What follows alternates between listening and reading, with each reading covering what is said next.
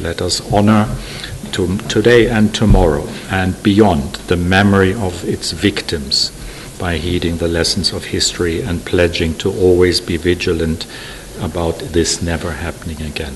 It may have happened a long time ago, but many years after, nations across the world, including Nigeria, is remembering the lives lost to the Holocaust.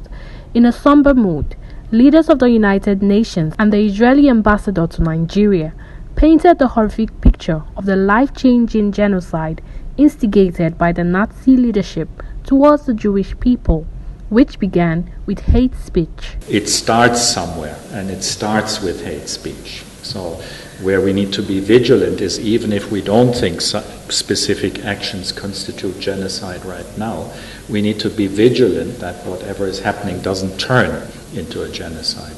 Any form of hate speech, any form of racism, when you look around this room and start to say, he's white, he's black, he's yellow, he's green, we've already lost. The nightmare of the state-orchestrated annihilation remains fresh over 70 years after. It didn't matter who you were or what you were. If you had one Jewish grandparent, you were considered Jewish and you had to be wiped out. It couldn't be that you could be converted or changed. It didn't matter what you were. Such catastrophe usually starts with hate speech, as can be learnt from African countries, which is why the United Nations is stressing the need for Nigerians to stay away from hate speech, especially as the general election draws near. We have seen instances, and I have to say from all political parties, not just one, from all political parties, that are dangerously close to hate speech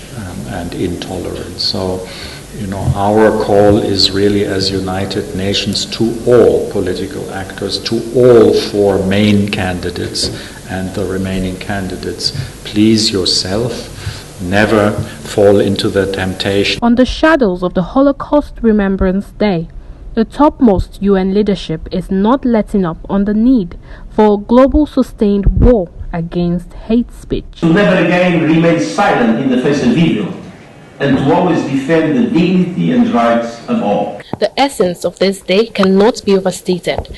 Millions of Jews were killed because of the Nazis' leadership, hatred, and intolerance towards them. African countries such as Rwanda has had its fair share of genocidal attacks. Nigeria should be cautious that if disunity and intolerance is allowed to grow amongst Nigerians, we are likely to go the same path. The theme is started with words: how hate speech can cause real harm, says all there is to say. Reporting from the United Nations House in Abuja, Uloma Oimachi, ITV News.